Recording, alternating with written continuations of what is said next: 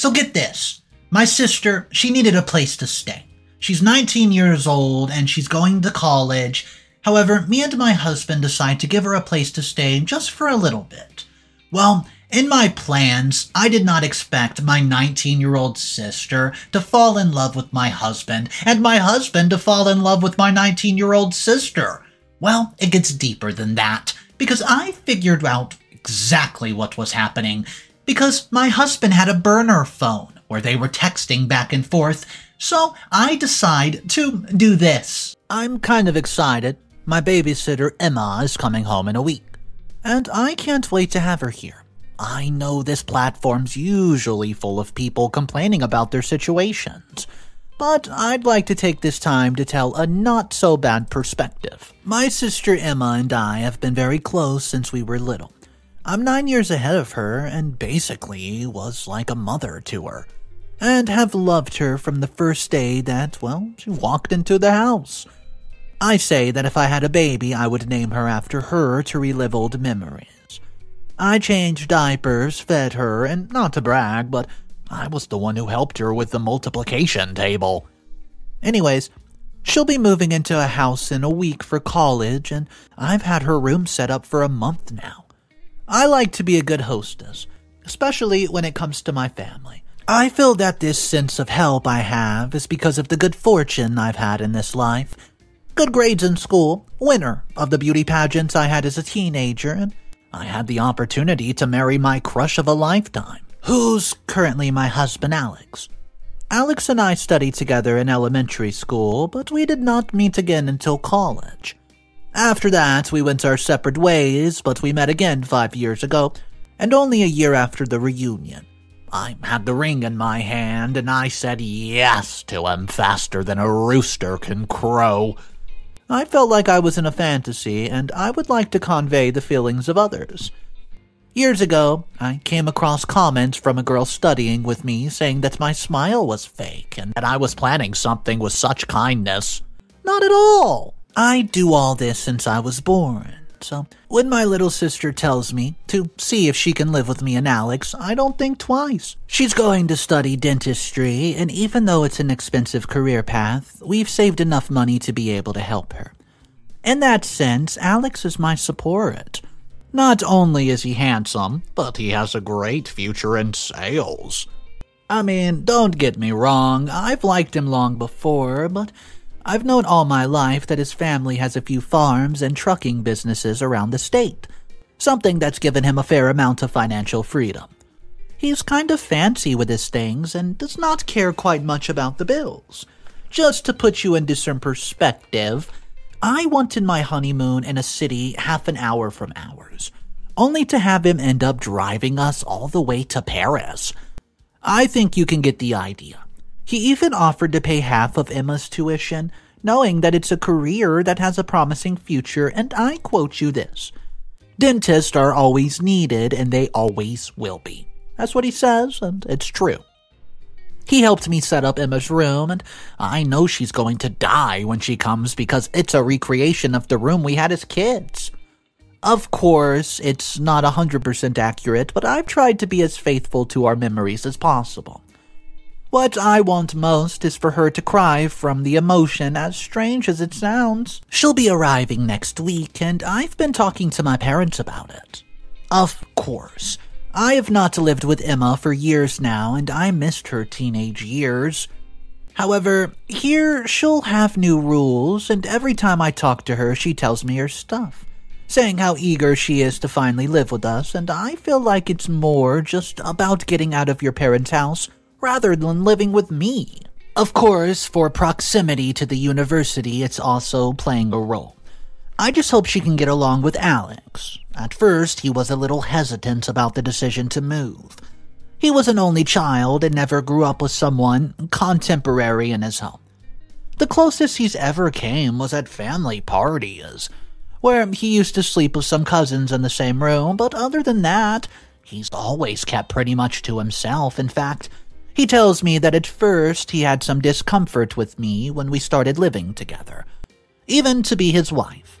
Since then, he has shown himself to be a good homemaker, and he helps in the kitchen, buys groceries, and although he does not clean the whole house, he at least keeps his own space. It's our room and his office, neat and tidy. Because of his lifestyle, he's always preferred to have a housekeeper for cleaning and cooking. Aside from other somewhat pompous luxuries he's also indulged in, which I was the one who had to adapt to because of how simple I am. I don't know how the formula's going to be concerning Emma. They have only seen each other a few times, but I've talked to both of them so much about each other that I feel like they have known each other for a lifetime. So, still, this is temporary. What Alex was most concerned about was just things like intimacy. As this private space, I can confess that we're a bit loud in our alone time, and what the college life that Emma will adapt will be like. Neither he nor I want that kind of behavior in the house, so I talked to Emma about it. She told me that she had gotten out of a relationship a couple months ago, and it was one that affected her much. It's amazing how much a breakup can affect a girl who's only 19 years of age. And at that moment, she does not see herself with anybody else, so in that sense, we don't have to worry about it just yet. I'm hoping for at least 2 years without any boyfriends here in the house. Oh my goodness, I'm starting to sound like my mother. What's up, everybody? Mr. Reddito here. So today's story has a few updates to hop into, and update number 1 is pretty dramatic, I can say right now. If you guys are new to the channel, go ahead, hit that subscribe button, and let's go ahead and hop into update number 1. Well, I guess this page was like cursing me or something, because something always has to happen to the people who write here. I thought to be different, to have a nice situation, but everything had to be ruined in such a chaotic way that I felt like I'm going to faint at any moment. I'm very sorry for this, I will say, but my husband is having an affair with my sister. And not only that, they were planning to leave me on the street after a while. I'm just terrified and don't know where to turn, but before I go any further, I must explain what happened. It's been, I think, just under a year since I first wrote, and it's sad because I wanted to do yearly updates on life with Emma here at home, but now I see that that's just not going to be possible, as this cut off from now on, and let me start from the beginning to give you a reference so you're not in limbo. I go around rereading what I wrote and realized how silly and innocent I sounded, now having some sort of punishment for it. Last year, Emma moves in with us. She comes home very nervous and settles in all at once.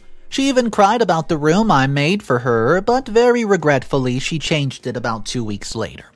I felt a little sad about it, but I know it was a very childish thing to do, and I did it mostly out of nostalgia. Because, well, she's already an independent girl, and I will have her separate taste. Anyways, she arrives, hits it off with Alex, and we're starting to live peacefully in the house. The truth is that we did not have a bad time with her arrival, au the contraire. We began to have more of an entertaining lifestyle. Alex laughed more, and there was more jokes, and dinners were more fluid because now we had one more mouth to listen to daily stories from. I thought that for such a young girl, Emma had been through a lot, to the point of having almost more street experience than me. Even as far as Alex was concerned, while yes, he liked her, it was nothing but a rather light-hearted thing concerning living together. Well, sometimes he got confused and ended up putting Emma's underwear between mine, and he had to get used to knocking on the bathroom door in the living room because someone else might be using it. Usually, I only use the bathroom in our room, but he usually uses the one in the living room too, since it's closer to his office, you know. Otherwise, we have had several experiences throughout this year.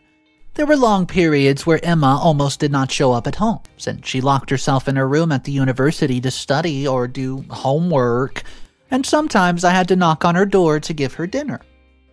Well, remembering how good I've been to her only makes this situation even more sad.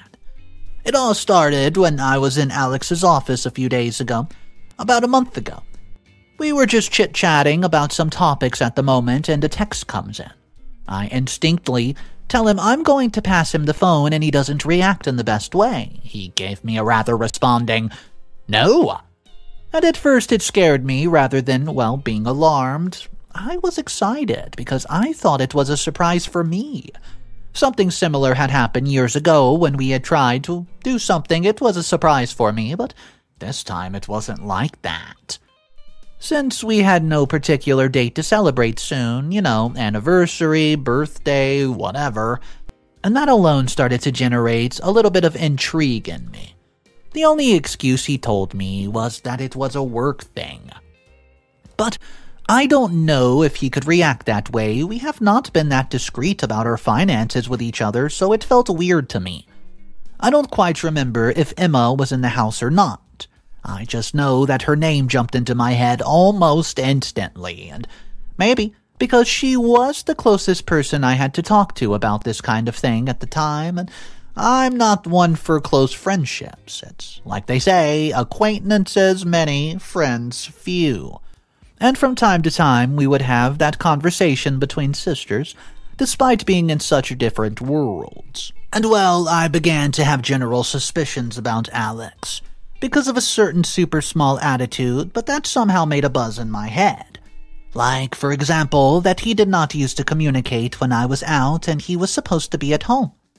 I call him, but he never answers, and remembering well, Emma also had those attitudes, considering myself as the only one who could actually report when I'm at home. And seeing it that way, everything I learned later would make a lot of sense. I swear that I would not have done this kind of action if it had not been for those new attitudes that Alex had. And that had been coming up quite recently, One day, I decided to look at his phone, but I didn't find anything out of the ordinary, so my worries were a bit lowered. Until I saw Emma's phone. I'm not much of a message checker, but a notification had come through to Emma while she was taking a bath, and I passed her phone, noticing an unknown number that had sent her several heart emojis. Well, things escalated when I had a friend visit me at home while Alex and Emma were out. I wanted to believe that it was fate, which helped me find out about the affair, and that was that. In the middle of a trip to the bathroom, I heard a phone ring, and I thought it was my friend's phone. But the phone was coming from Alex's office. I went to investigate, and indeed it was a separate phone, which I had never seen before and which was one of her desk drawers. When I saw it, without trying to move it too much so as not to raise suspicion, I realized it was an unregistered number, which was sending messages full of emojis as well. I did my best to leave everything in order, but the conversation with my friend did not end in the best way. I was very anxious about what was going on, so I ended up sending her off early. I felt sorry for her, but I really could not help but be curious. So I decided to go back to Alex's office and check the phone, and that's when I found what I was so afraid of. I read every message, and it was not very easy, because we were talking about something that had been brewing for about 7 months. 7 months of deception inside my house, and I was almost vomiting from it. Those conversations were a bit confusing, because they also chatted over Alex's personal phone, and they mixed the topics from phone to phone.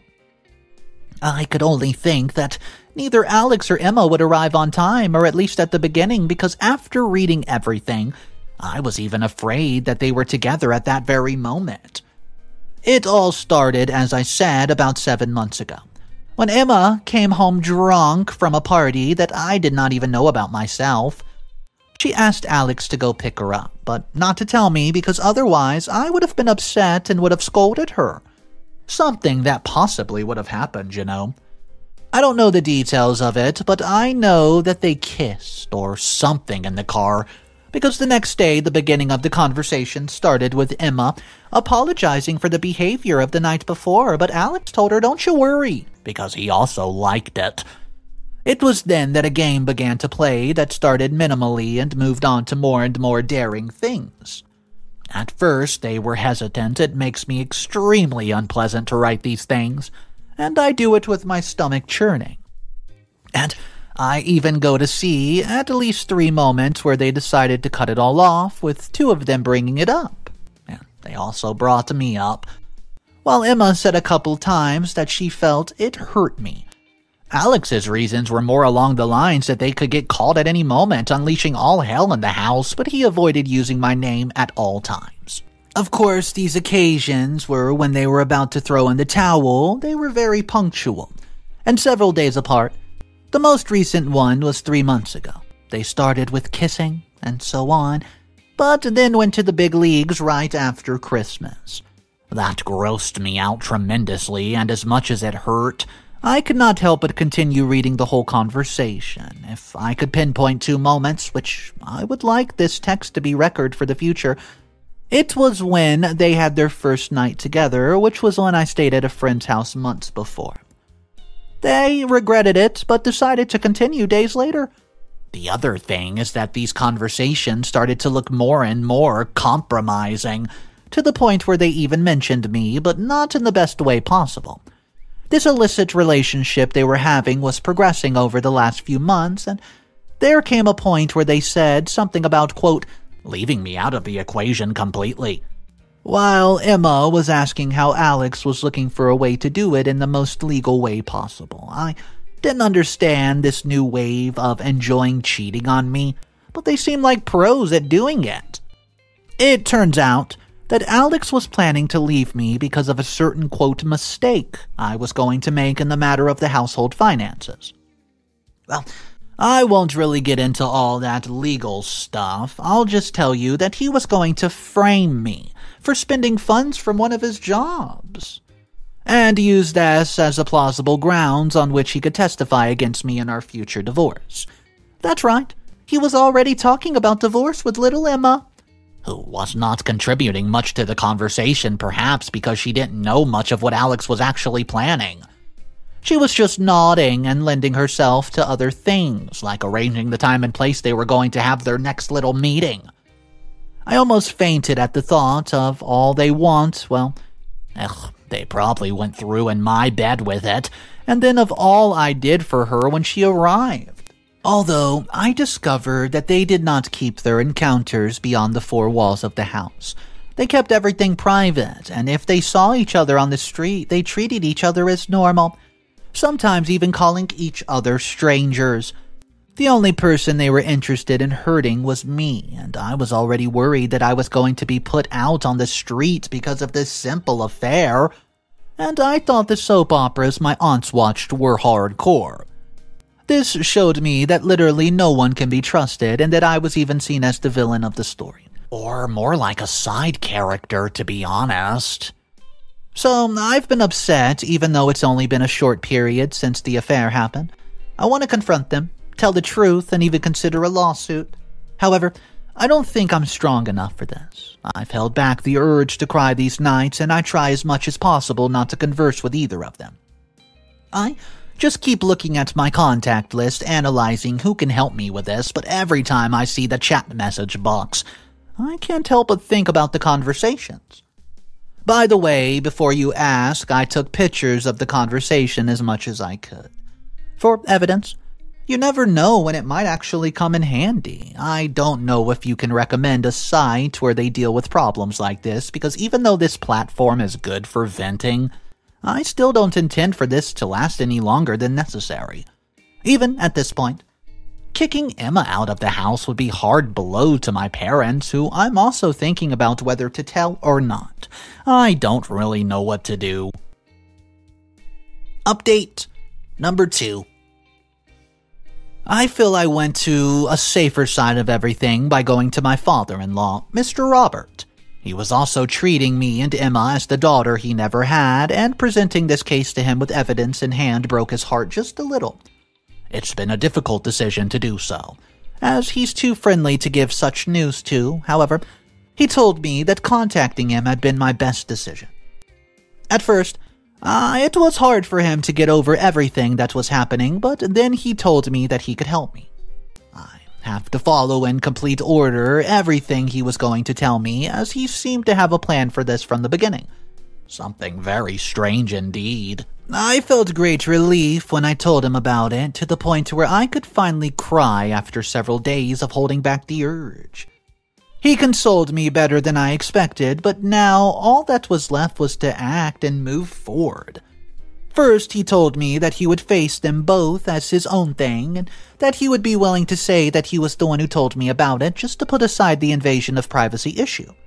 That he would lash out at them, saying that he had known about their affair for a long time, but had finally mustered the courage to face them. He seemed quite strong in his decision, more so than me even, and even told me something he was going to do just to make amends, and it's something I'm currently very afraid of, as I don't know what it might do or how it might turn out. Until then, I must remain calm for my own sake. Update number 3. I can't believe what just happened. A couple hours ago, I walk around with a stupid grin on my face that no one in the world can take off. I just got back from my conversation with Mr. Robert, Emma, and Alex. And let me tell you, well, it was wild, very wild. He paid us a surprise visit on a Sunday and said he wanted to chit-chat. He then started asking Alex if he, quote, loved his wife. And then Alex questioned him as to why he was asking this, perhaps knowing what he meant.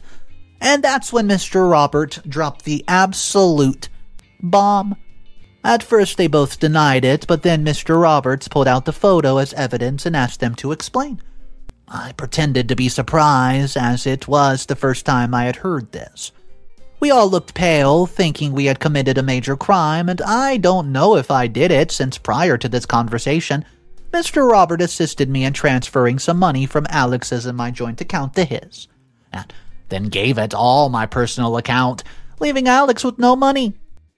That scared me at the time, since I didn't know how it would all go. An argument started to break out, with Alex yelling at his father and him yelling back even louder. I hardly participated. I was too busy crying while Emma did the same. The little participation I did have was a nod at everything Mr. Roberts said and say that I would be telling my parents about Emma's behavior. Besides, how disappointed we were. They were quiet at one point, getting every qualificative they deserved. And Mr. Roberts made a final point when he mentioned that he was so upset that he's even going to leave Alex completely out of his will, meaning he won't own the business he was promised basically since he was born. This shocked us all, and even I felt like interjecting, saying that was so cruel. What stopped me were the words of the man. This isn't just a betrayal towards your wife, who's done nothing but love and put up with you for years, but for all your pompous behavior for years now. This is a life lesson that you can't get away with it, boy. And now, for being such a fool, you'll have to go through a lifetime of humility to understand what it is to walk with your head down and not leave people on the outside. Leaving your wife out is something, but to harm her even after divorce is just not being a man. Well, now she's going to deserve fair compensation. I feel the man could not have said things any better, so I remembered everything that they had done to me and did not squeal regarding the verdict. I just concluded by saying that I expected a divorce soon, and that Emma could continue to stay with Alex as I would be returning to my parents. You see, she had no choice but to do so, as I had already planned, stating my conditions, and she was the one who wanted to go to my parents, but both in the same house was not going to be a very good idea, was it? I'm currently at Mr. Roberts' house, who let me stay there for a night. In a little while, I'll be writing to my parents explaining the situation. I may even get a copy and just paste all this, and they'll understand the seriousness of the matter. Gosh, I don't know how to react to all this. Update number 4. Hello again. Long time no talk. I hope you're all feeling great. Well, I am, for once.